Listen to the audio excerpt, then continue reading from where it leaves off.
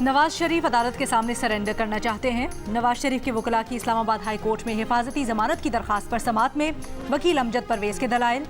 Chief justice Islamabad high court justice Aamir Farooq ने इस्तफसार किया कि क्या पिटिशनर इश्तिहारी है।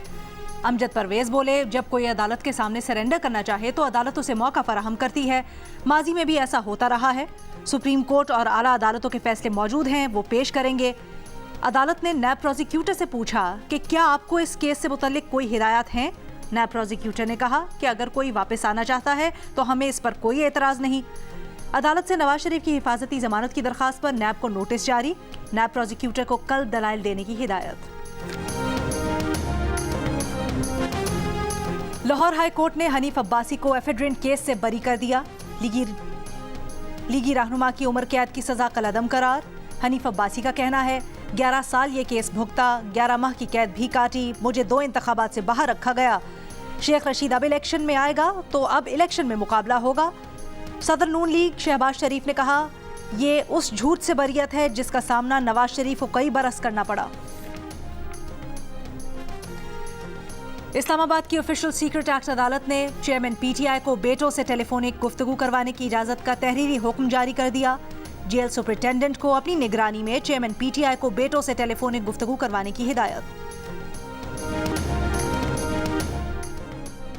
गजा में जख्मियों से भरे अस्पताल पर इसराइली बमबारी, जख्मी बच्चों और खवातीन समेत 500 फलस्तीनी शहीद, सैकड़ों शदीद जख्मी। गजा पर इसराइली बमबारी से शहीद फलस्तीनियों की तादाद 3,500 से तजावुज़ कर गई, 13,000 से ज़ायद जख्मी। अक़वाम मुत्तहिदा के सेक्रेटरी जनरल समेत आलमी सतह पर इसराइल के अस्पताल पर हमले की मजम्मत। अस्पताल पर हमले की वजह से उर्दन, मिस्र और फ़लस्तीनी सदून ने खित्ते के दौरे पर पहुंचे अमरीकी सदर जो बाइडन से मुलाकात मनसूख कर दी।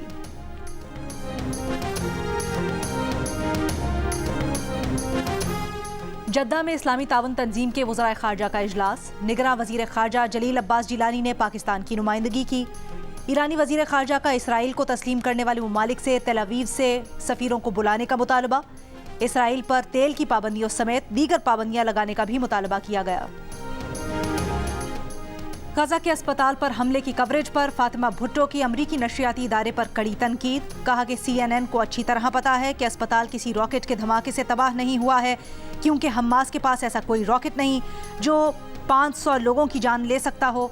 इसराइल ने एक जंगी जुर्म किया है जिसे CNN छुपाने की कोशिश कर रहा है।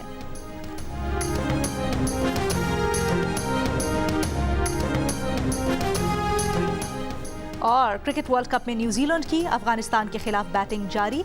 4 विकेटों के नुकसान पर 153 रन बना लिए।